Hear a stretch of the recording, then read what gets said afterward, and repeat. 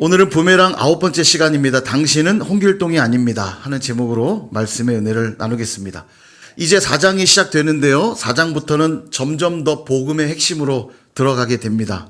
앞에서 살펴보았던 율법에 대한 내용이 먼저 언급되고 있는데 1절부터 3절에 보니까 이렇게 말씀하죠. 내가 또 말하노니 유업을 이을 자가 모든 것의 주인이나 어렸을 동안에는 종과 다름이 없어서 그 아버지가 정한 때까지 후견인과 청지기 아래에 있나니 이와 같이 우리도 어렸을 때에 이 세상의 초등학문 아래에 있어서 종 노릇 하였더니 아멘. 우리가 하나님의 아들들이어서 하나님의 유업을 이어받을 수 있게 되었는데 다만 아버지가 정한 때까지는 후견인과 청지기 아래에 두어서 교육한다 이렇게 말씀하셨죠. 그게 뭐냐면 율법이라고 했습니다.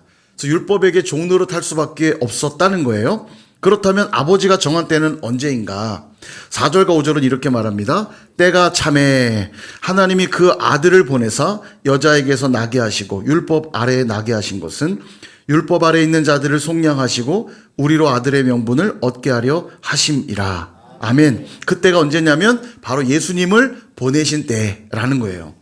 예수님을 여자에게서 나게 하셨고 율법 아래에 나게 하셨다 이렇게 표현합니다. 왜냐하면 사람의 죄를 해결하기 위해선 사람이 되셔야 했기 때문에 여자에게서 나신 것이고 율법에게 묶여있던 우리를 속량하기 위해서는 율법 아래에서 나셔야 했기 때문에 예수님이 그렇게 오셨다는 거예요. 그 예수님이 오시기까지 우리를 후견인과 청지기 즉 율법 아래에 두셨다는 겁니다. 여러분 율법 아래에 있었다는 게 그렇게 나쁜 건 아닙니다. 우리가 이제 율법 그러면 좀 부정적인 이미지들이 있는데 율법 아래에 있었다는 건 불행은 아니에요. 율법을 통해 우리는 세 가지를 깨닫습니다. 첫째는 죄인이라는 사실을 깨닫게 돼요. 기준이 정해졌기 때문에 그 기준과 벗어날 때 그게 죄라는 걸 알고 내가 그래서 죄인이라는 사실을 깨닫게 하는 게 첫 번째 목적이라면 죄를 해결하기 위해서 말씀을 지켜보려고 노력하지만 그럼에도 불구하고 지키지 못하고 넘어지는 나를 발견하죠. 그러니까 내 힘으로는 의롭게 될 수 없다는 사실을 또한 깨닫게 됩니다. 그래서 마지막 세 번째, 내 힘으로 안 되므로 나를 유일하게 의롭게 하실 수 있는 분은 예수님밖에 없다라고 하는 복음을 바라보게 하는 것. 이 세 가지가 율법의 기능이라는 겁니다. 그래서 우리는 예수님을 믿음으로 의롭게 되는 것이고 그래서 율법을 폐기해버리는 게 아니라 율법 안에 담긴 말씀의 정신을 구현하며 살아가게 된다. 그렇게 말씀을 드렸죠. 그래서 제가 왕세자 비유를 드렸잖아요. 왕의 아들인 이 왕세자는 곧 왕이 될 지엄하신 신분이지만 어릴 때까지 성장할 때까지는 후견인과 청지기 즉 훌륭한 스승 밑에 두어서 때로는 그로 매도 맞고 훈계를 들으면서 교육을 받게 되지만 성인이 되어 왕이 되면 이제 그 신하 나를 때렸던 그 신하를 때려 죽이는 게 아니고 데려다가 신하로 삼고 그가 가르쳤던 가르침대로 나라를 통치한다 그렇게 말씀을 드렸죠. 그래서 예수님을 믿는 자들은 율법에 매여서 막 정죄와 괴로움 속에서 신앙하지 않습니다. 자유케 되었기 때문입니다. 또 반대로 이제 난 자유케 되었다면서 율법은 나와 상관없다며 제멋대로 방관하며 살지도 않습니다. 율법에는 자유하지만 율법 안에 담긴 정신은 구현하면서 예수님께 영광 돌리는 삶을 살게 되어 있다라는 거예요. 그러므로 절대로 정죄감에 휩싸여 신앙생활 하지도 마시고 반대로 제멋대로 방종하는 신앙이 되어서도 안 됩니다. 우린 이 두 가지가 잘 균형 잡혀 있어야 되는 거죠. 그러니까 주님을 사랑하는 마음으로 율법의 정신을 구현하며 살되 지키지 못할 때도 많이 있잖아요. 그러나 내 노력으로 의를 이룰 수 없다는 걸 우리는 알기에 지키지 못할 때에도 우리는 어떻게 해요? 주눅들거나 정죄감에 쌓일 필요 없어요. 다시 예수님 바라보면서 또 말씀 앞으로 나아가 순종하면 되는 겁니다. 이처럼 때가 되매 예수님이 율법 아래 나심으로 율법에 매여 종노릇 할 필요가 없어졌는데 더 중요한 것은 단순히 우리를 율법으로부터 속량하려고 오신 게 아니라 더 중요한 이유가 있다는 겁니다. 5절 같이 한번 읽어보겠습니다. 시작. 율법 아래 있는 자들을 속량하시고 우리로 아들의 명분을 얻게 하려 하심이라. 아멘. 더 중요한 이유는 우리로 하나님의 아들의 명분을 얻게 하시려고 오셨다라는 거예요. 여기 이제 아들의 명분을 얻게 하셨다는 말이 뭐냐면 입양했다 이런 뜻입니다. 입양했다. 입양했단 말의 또 의미는 뭐냐면 그럼 난 자식 아닌데 뭐 자식이 됐나. 예, 그런 의미가 아니라 입양되었다는 뜻은 법적으로 공식적으로 자녀가 되었다라는 의미를 설명하는 거예요. 누가 뭐라 해도 법으로 아들로 정확히 규정이 됐다. 이런 얘기인 겁니다. 그러므로 이제 너희는 하나님의 나라의 유업을 받을 수 있게 되었다 없다? 예, 받을 수 있다. 예, 그 얘기를 하고 계신 거예요. 아브라함에게 수많은 복과 약속들을 주셨던 그 하나님, 이제 그 복과 은혜는 누구에게도 허락된다? 믿음의 후예된 바로 우리에게도 주어진다라는 거예요. 좀 더 피부에 와닿게 설명을 드리면 모 재벌 기업 회장이 나의 아들에게는 수천억을 물려주겠다 유언을 남겼습니다. 근데 어느 날 나를 입양한 거예요. 나를. 한번 해보세요. 나를. 이거 물려받고 싶으면 하세요. 나를. 예, 그러면 이제 나를 아들로 입양 삼은 거예요. 그럼 유언대로 수천억 물려주겠죠? 예, 다들 집에 수천억 갖고 계셔서 별로 이렇게 큰 감동이 안 되시는 것 같은데. 예. 근데 여러분, 이런 돈의 가치로는 비교할 수 없을 만큼 아들이 되었기 때문에 누리는 더 큰 은혜가 있습니다. 6절도 같이 한번 읽어볼까요? 시작. 너희가 아들임으로 하나님이 그 아들의 영을 우리 마음 가운데 보내사 아빠 아버지라 부르게 하셨느니라. 아멘. 아들의 영을 주셨다는 거예요. 성령을 주셨다는 겁니다. 이게 왜 크고 놀라운 은혜냐면 그 성령을 부어주셨기 때문에 이제 하나님을 아빠 아버지라고 부를 수 있게 되었다는 겁니다. 아버지 정도가 아니라 아빠라고 부를 수 있게 되었다고요. 예, 이것도 감격 안 할 줄 알았습니다. 아빠 하나씩 다 있으니까. 예. 여러분, 이게 왜 엄청난 것이냐면 제가 앞에 설명드린 비유를 다시 한번 끌어와서 설명을 드려볼게요. 수천억을 물려받게 된 것은 유언이 있었기 때문입니다. 그죠? 근데 그 유언의 핵심이 뭐죠? 내 아들에게 주겠다가 핵심이죠. 그럼 질문할게요. 수천억이라는 가치가 더 큰 겁니까? 아들이라는 가치가 더 큰 겁니까? 당연히 아들이 되었다는 가치가 훨씬 큰 가치인 거죠. 아들이기 때문에 수천억을 물려받는 거예요. 기업이든 수천억이든 나랑은 무관했잖아요. 나는 그 회장님의 아들도 아니었는데, 그 기업이든 수천억이든 나랑은 전혀 무관한 얘기였는데 어느 날 나를 아들로 입양함으로써, 내가 아들이 됨으로써 나에게는 그 모든 게 내 것이 되는 축복을 누리게 된 거잖아요. 다시 질문할게요. 수천억이 귀합니까? 아들이 귀합니까? 마음속으로 수천억 이러고 계신 거 아니에요? 근데요, 아들이 되면 준다니까요. 근데도 우리 희한해요. 내가 아들이라는 거에 집중하다가 수천억만 자꾸 집중하는 것 같습니다. 옆 교회가, 우리 교회는 아닌데. 예. 동일하게 우리가 하나님의 아들들이 되면 하나님의 나라를 유업으로 이어받을 수 있다라는 말씀인데, 그보다 큰 가치는 뭐냐? 내가 하나님의 아들이 되었다라는 가치인 겁니다. 아들만 되면 하나님 나라를 다 유업으로 받는 거거든요. 하나님 나라를 유업으로 받는 게 뭔지 감이 잘 없으실 겁니다. 예. 그래서 제가 부득이 이 땅의 것으로 비유 드리는 거예요. 수천억이라는 하늘의 가치랑은 비교도 안 되는 수천억이라고 하는 이 땅의 그저 그런 가치로 밖에 설명드릴 수 없는 거예요. 무조건 무엇을 상상하든 하나님의 나라에 관한 일은 여러분이 최고의 것들을 상상하시고 그 상상 이상이에요. 무조건. 무조건 좋은 것이고 무조건 기쁜 것이고 무조건 감사한 거라 여기시면 정확합니다. 제 말이 맞는지 틀린지 하나님 나라 가서 한번 확인해 보세요. 예. 이걸 모르니까 자꾸 이 땅의 가치에 목을 매는 겁니다. 근데 여러분, 이때 성령님이 아니시면 하나님이 나의 아빠라는 사실을 알 수 없대요. 깨달을 수 없대요. 그래서 예수를 믿는 자들에게는 그 아들의 영을 부으셔서 그 성령으로 인하여 하나님이 나의 아빠라는 게 깨닫게 되니, 그러니 성령이 부어졌다는 게 얼마나 감격적이고 놀라운 일인 겁니까? 어린 자녀들이 7살쯤 되면 한 번쯤 부모에 대해 의심을 합니다. 삼촌, 고모, 이모들이 다 와서 그러거든요. 너 다리 밑에 주워 왔어. 그리고 넌 도대체 누굴 닮은 거냐? 오늘 일부 예배 때 그랬어요. 청소년들에게 그런 얘기 들어봤냐? 한 명이 크게 말했습니다. 자기 되게 많이 힘들었대요. 뭐 때문에 그러니까 가만 보니까 닮은 것 같지도 않고, 또 다리 밑에서 주웠다고 자꾸 삼촌들이 놀리고. 희한하죠. 이게 이상한 문화예요. 다들 한 번씩은 이걸 겪는 것 같아요. 저도 그랬던 기억이 나거든요. 그죠? 자, 그런데 질문 드릴게요. 시간이 지날수록 부모에 대해 의심하던가요? 의심하지 않죠? 의심이 되면 어떻게 해야 돼요? 유전자 검사 정도는 하셔야 되잖아요. 예. 유전자 검사 정도는 해야, 그래야 드라마 보면 이거 하잖아요. 칫솔 몰래 빼가가지고 유전자 검사해가지고 단단다라다 전부 치고 나타나갖고. 근데 유전자 검사 안 하셨죠? 근데 왜 믿으세요? 정말 다리 밑에서 주워왔을 수도 있잖아요. 믿음은 설명이 안 돼요. 그냥 믿어지는 겁니다. 이게요. 그래서 믿음이 은혜이고 선물이고 기적인 거예요. 하물며 하늘아버지가 나의 아빠라는 사실이 믿어진다는 건 이 세상에서 가장 놀라운 기적 중에 기적이라는 걸 믿으시기를 축복합니다. 이 아버지의 확신이라는 게 얼마나 대단한 거냐면 아까 6절에 뭐라고 했냐면 아빠 아버지라 부르게 하셨느니라 이렇게 했죠. 부르다라는 이 단어가 헬라어로 크라조라는 단어입니다. 크라조. 이게 뭐냐면 미친 듯이 부르짖다, 울부짖다 이런 뜻이에요. 그러니까 조심스럽게 눈치 보면서 아빠 이게 아니고 위기에 빠진 어린애가 막 목 넣어서 아빠 엄마 부르짖듯 그렇게 부를 수 있게 되었다라는 겁니다. 어린이들이 있는 집에 한번 가보세요. 세상에 엄마가 다 뭐고 아빠가 다 뭡니까? 가정부 저리 가라고요. 종은 저리 가라요. 엄마 밥 줘.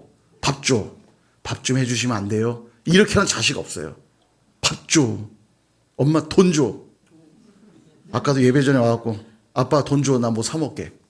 수현이가 손을 내밀면서 돈 줘. 그래서 돈 맡겨놨냐? 그랬더니 돈 달라고. 아빠 놀아줘.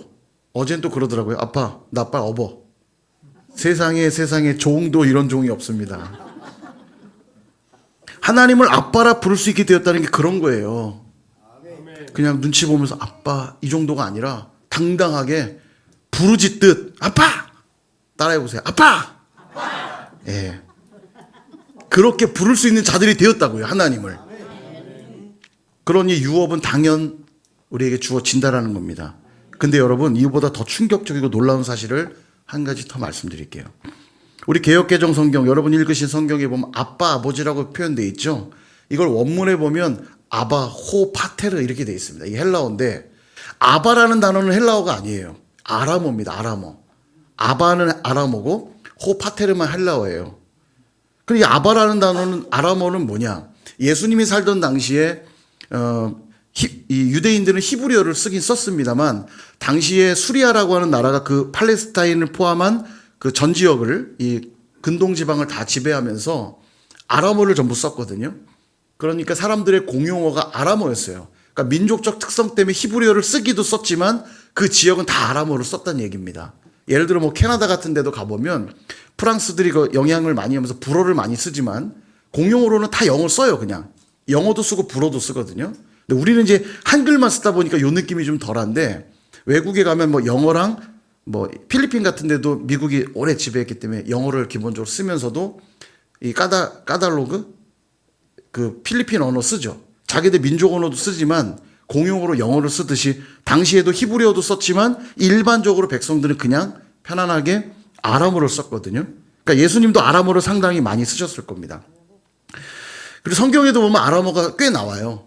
뭐 에스라서나 다니엘서에 보면 아람어가 꽤 길게 나오고 신약 성경에도 이 아람어가 많이 나옵니다. 예를 들어 달리다쿰 이게 다 아람어고요. 보아너게, 예, 고르반, 에바다, 엘리 라마 사박단 이런 거 다 아람어예요.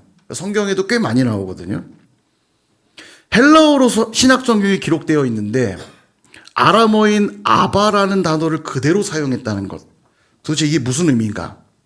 아바 아버지라고 부를 수 있게 된 게 이게 왜 충격적인 사실인지 좀 더 설명을 드리면 하나님을 아바, 이게 아람어로 아바는 아빠란 뜻입니다.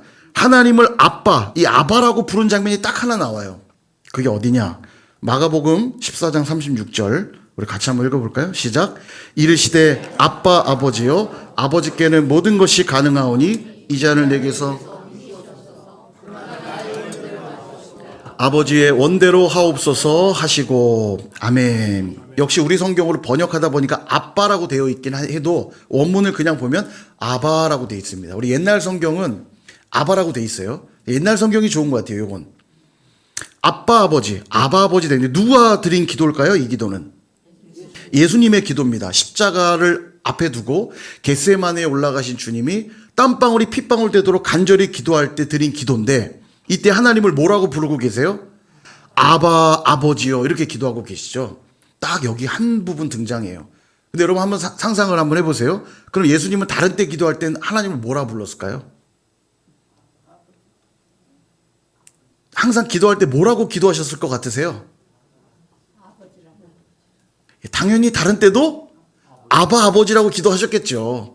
예, 여기서만 기록되어 있다고 요때만 아바라고 부르신 건 아니고, 왜냐면 아빠라는 표현은 친근감의 표현이잖아요. 예. 그러니까 늘 개인적으로 기도하러 나가실 때마다 아마 예수님은 아바, 아버지요 기도하셨을 거예요. 놀라운 건 예수님 외에 하나님을 아바, 아빠라고 부른 존재는 단 한 사람도 없다는 겁니다. 성경에 그 누구도, 여러분 하나님을 함부로 부르면 불경하다 여겨서 유대인들이 필사를 해도 하나님이란 대목이 나오면 아도나이 이런 표현들이 나오면, 하나님 야훼라는 표현이 나오면 아도나이로 고쳐 쓰기도 하고, 심지어는 그거조차도 불경하게 여겨서 필사를 비워두거나 아니면 쓰기 전에 가서 목욕제기 하고 붓을 깨끗이 씻은 다음에 아도나이라고 기록했다고요. 하나님을 함부로 부를 수 없었어요. 어느 누구도. 근데 감히 하나님을 아빠라고 부를 수 있는 사람이 있었을까요? 없었을까요? 없죠. 누가 그렇게 부를 수 있어요? 예수님 외에는 아무도 하나님을 아바라고 부른 사람이 없습니다. 그런데 오늘 본문 6절에 뭐라고 했냐면 아바, 아버지. 다 헬라어로 기록했는데 이 아바라는 단어만 아람어로 기록해뒀단 말이에요. 바울 사도께서. 아바라는 아람어를 의도적으로 기록함으로써 무슨 얘기를 하고 싶은 것이냐. 예수를 믿어 아들의 영을 받아 하나님의 아들들이 된 너희도 예수님이 하나님을 아바, 아버지라 부른 것처럼 이제 너희도 하나님을 아바, 아버지라 부를 수 있게 되었다. 이거 강조하고 있는 겁니다. 예수님 외에는 어느 누구도 하나님을 아빠라 부를 수 없었는데 이제 그 아들의 영을 받은 너희도 예수님처럼 하나님을 뭐라고 부를 수 있게 되었다고요? 아바, 아버지요. 여러분, 아빠라는 단어 요즘 막 흔해서 그렇지, 한 자녀 키우다 보니까 아빠가 별 볼 일 없는 존재처럼 돼버렸어요. 자식 위주로 이렇게 막 분위기가 가면서. 여기 아마 어르신들 어릴 때 아버지 한번 떠올려 보십시오. 다 어려운 존재 아닙니까? 그죠? 아버지가 편안하셨나요? 아마 이게 어르신들 옛 기억, 이게 100년도 안 된 얘기일 거예요. 어디 아빠라고라도 부르시긴 했나요? 아버지 이렇게 부르시지 않으셨어요? 예. 홍길동이라는 사람이 있었습니다. 아시죠? 예. 은행에 늘 예시로 등장하는 홍길동. 근데 이 홍길동이 아버지가 있었죠. 아들임에도 불구하고 설이란 이유로, 서자라는 이유로 아버지를 아버지라고 부를 수가 없었습니다. 뭐라고 불렀을 것 같으세요? 예, 대감도 아니에요. 대감마님. 아버지를 뭐라 불렀다고요? 대감마님. 오늘부터 집에 돌아가셔서 아버지 계신 분들은 한번 해보세요. 어떤 느낌인가? 대감마님 다녀왔습니다. 되게 이상하죠? 아버지를 대감마님이라 불렀다니까요. 하물며 하늘 아버지를 아빠라고 부르는 건 굉장한 특권이고 굉장한 친밀함의 표현인 거예요. 100년도 안 된 역사 속에도 우리 어르신들 아버지를 아버지, 아빠라고도 부를 수 없었던 그런 우리. 근데 하늘에 계신 그 아버지를 이젠 아빠라고 부를 수 있는 건 굉장한 특권이라는 거예요. 예수님만 하나님을 아바라 불렀는데 이제 우리도 예수님처럼 아바라고 부를 수 있게 되었다는 거예요. 감격스러운 일이죠. 그러니 이제 너희에게 마땅히, 당연히, 분명히, 확실히 하나님의 유업을 물려받을 수 있는 존재가 되었다. 왜냐하면 하나님을 아바라 부를 수 있게 되었으니까. 그 말씀하시는 거예요. 사랑하는 여러분, 아버지가 함께 있는 한 아들에겐 더 이상 두려움이 없습니다. 확신과 담대함만 있어요. 저와 여러분은 어떤 신앙생활을 하고 계십니까? 혹시 두려움과 정죄감에 사로잡혀서 내 힘으로 하나님의 뜻을 한번 이뤄보려고, 하나님 앞에 한번 잘 보여보려고 그렇게 살아가고 있지는 않습니까? 만약 그러고 있다면 아직도 하나님이 나의 아빠로 경험되지 못하고 있다는 증거입니다. 하나님이 나의 아빠로 경험되지 않으니까 지금도 뭔가 하나님 눈에 띄어보려고 자기 노력을 해보려고 하는데 안 되니까 맨날 그 두려움과 정죄감에 사로잡혀 사는 거예요. 아버지가 얼마나 속상하겠어요. 그러나 오늘 주시는 이 말씀을 믿으실 수 있기를 주님의 이름으로 축복합니다. 누구든지 예수를 믿기만 하면 그 아들의 영으로 인해 하나님을 아빠로 모시고 살아갈 수 있다고 말씀하시는 이 진리만 우리가 분명히 붙든다면 우리는 확신과 담대함으로 신앙생활하게 될 줄로 믿습니다. 말씀을 정리합니다. 앞서 말씀드린 대로 우리 홍길동은 아버지가 있었습니다. 근데 아버지를 아빠는커녕 아버지라고도 부를 수가 없었어요. 그러니 그에게 돌아올 유산은 없었습니다. 그러니까 홍길동이 집을 나선 것 아니겠어요. 집에 있어봐야 소망이 없어요. 질문하고 싶습니다. 홍길동에게는 아버지가 있는 겁니까? 없는 겁니까? 예, 표면적으로는 분명히 아버지가 있죠. 그러나 아버지를 아버지라 부를 수 없는 홍길동에게는 사실은 실상은 아버지가 없는 거죠. 그런 생각이 들어요. 혹시 우리도 하나님은 분명히 살아계시고 우리의 아버지로 계심에도 불구하고 그분을 아버지로 믿지 못하고 그분을 아버지로 인정하지 못하고 그분을 아버지로 부르지 못하는 영적 홍길동으로 살아가고 있지는 않는가? 사랑하는 여러분, 예수 그리스도를 믿으십니까? 그렇다면 저와 여러분은 이미 예수 그리스도로 옷 입은 자들인 줄 믿으시길 바랍니다. 이 옷 입었다는 거에 세 가지 뜻을 생각하시면 돼요. 첫 번째, 죄와 허물을 사함받고 자유케 되었다라는 것. 두 번째는 예수님이 이루신 그 율법의 의가 나의 의로 인정되어 의롭게 여김을 받게 되었다는 것. 마지막 가장 중요한 세 번째, 예수 그리스도로 옷 입었기에 이제는 하나님의 아들들이 되었다는 사실을 믿으시기를 주님의 이름으로 축복합니다. 그러므로 이제 우리도 예수님처럼 하나님을 뭐라고 부를 수 있게 되었다고요? 아바라고 부를 수 있게 되었다는 겁니다. 예수님이 실제로 그 당시에 아람어를 썼으니까 기도하실 때 아바라고 부르셨을 거예요. 똑같이 너희도 그렇게 하나님을 아바라고 부를 수 있게 되었다. 그것도 의붓 아들처럼 눈치나 살살 보면서 어쩔 수 없어서 아빠, 아빠 이게 아니고 울부짖듯 위험할 때, 어려울 때, 도움이 필요할 때 당당하게 큰 소리로 아빠라고 부를 수 있는 존재가 되었다는 겁니다. 제가 일부 때 이거 시키니까 잘 못하더라고요. 아빠! 이렇게 한번 해보라니까 아빠. 한번 해보세요. 아빠! 예. 기도할 때 이렇게 부르짖으세요. 위험할 때도 부르짖으시고 어려울 때도 부르짖으시고 도움이 필요할 때도 부르짖으시고 이 특권을 사용하셔야죠. 여러분, 아빠 없는 게 얼마나 서러운지 아십니까? 제가 어려서 아버지 몰래 교회 다니다 보니까 어머니는 이제 섬기시는 교회에 있으니까 거기를 몰래 가시고 저는 저대로 이 투트랙으로 해야 됩니다. 한 교회 다니면 걸리면 더 크게 당하니까 어머니 교회 다니시고 저는 동네 가까운 작은 교회 다니고 몰래 교회를 다니다 보니까 교회를 이제 가면 부모님이 안 계시잖아요. 근데 정말 서러운 일이 많습니다. 부모님이 교회에 없잖아요. 그럼 일단 이름을 몰라요. 제 이름을. 이름도 몰라. 제가 몇 번 얘기한 것 같은데 제 이름은 제가 청년이 돼서도 청소년도 열심히 했지만 딱 봐도 그냥 열심히 했을 것 같잖아요. 그죠? 진짜 열심히 했거든요. 근데요, 제 이름을 몰라요.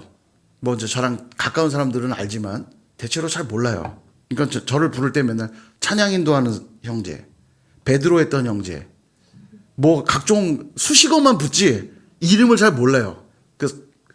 그리고 이제 제가 교사를 늘 했기 때문에 선생님, 이름은 모르는데 그냥 선생님. 근데요, 안수 집사님, 장로님 자녀들은요, 교회 안 나와도요, 군대 갔다 휴가 이렇게 나오잖아요. 오늘 모 집사님 아들이 휴가 나왔습니다. 여러분 박수 한번 주십시오. 저는 군대 갈 때 인사도 안 시켜주더라고요. 제가 얼마나 서러운지 지금도 아직 뼈에 사무쳐서 교회는 이러면 안 됩니다. 교회는 이 금가락지, 은가락지 낀 사람들만 앞자리에 앉아서 대우를 받으십시오. 과부랑 가난한 사람들 저 뒷자리에 앉아서 아우 냄새나니까 저 구석에 앉으라고. 교회는 그러면 안 돼요. 제가 이제 운동회 하는데 청소년 때 구역별로 가족별로 흩어져서 밥 먹으래요. 다 자기 도시락 싸웠더라고요. 부모님이 있어야죠. 갈 데가 없는 거예요. 제가요. 갈 데가 없는 거예요. 지금 생각해보니까 청소년부도 못 됐어. 청소년들이라도 모아서 밥을 먹게 해줬으면 됐잖아요. 근데 그 애들도 다 부모가 있으니까 청소년들도 다 알아서 부모 구역 다 들어가 밥을 먹는데 저는 갈 데가 없는 거예요. 마침 저 멀리서 이제 우리 동네 사시는 한 권사님이 민호야 어디 갈 데 없으면 일로 와서 밥 먹어 불러주셔서 껴서 먹긴 먹었는데 얼마나 서러운지. 수련회 가서도요, 누구야 빨리 와 누구야 불러도 저를 불러주는 사람은 없어요. 이 부모 없는 서러움이 일어나서 부모 없는 서러움. 근데 여러분, 이 험난한 세상을 우리가 살아가면서 아빠 없는 자식으로 살아가시겠어요? 이제 예수를 믿게 된 우리는 하나님의 아들들이 되었기에 당당히 하나님을 아빠라 부를 수 있게 되었습니다. 그러므로 날마다 아빠 하나님을 찾으시기 바랍니다. 계신데도 그분을 외면하면 왜 살아요? 아빠란 말이 얼마나 듣기 좋은지 몰라요. 자녀들이 집에서 아빠, 아빠 그 말을 들으면 아빠로서 뭐든지 다 해주고 싶어요. 어떨 때는 가끔 수아가 혼자 버스 타고 학교를 가는데 가끔 늦었다 싶을 때 아빠 차 좀 태워주면 안 돼요? 그러면 그렇게 그 얘기가 좋아요. 매일 태워달라면 매일 태워줄 텐데 근데 제가 먼저 아빠가 매일 데려다 줄게 이러고 싶진 않더라고요. 근데 늘 24시간 수아 있네? 버스 타고 다니시기 바랍니다. 일단은 기본적으로. 근데 언제든지 부르면 알았어. 좋은 거예요. 아빠를 찾을 때 아빠가 도움을 주면 행복하고 기쁜 거죠. 하나님 똑같으실 거예요. 자녀된 자들이 주님 앞에 나와서 아빠 이런 일도 있었고 이런 일도 있었어요. 그 아빠 하나님을 찾으시길 바랍니다. 힘들 때도 찾으시고 기쁠 때도 찾으시고 슬플 때도 찾으시고 즐거울 때도 외로울 때도 괴로울 때도 어려울 때도 행복할 때도 아빠 하나님을 찾으실 수 있길 바랍니다. 그럴 때 약속된 하나님의 복과 은혜가 우리 가운데 충만하게 부어질 줄로 믿습니다. 그런 저와 여러분 다 되시길 주님의 이름으로 축원합니다.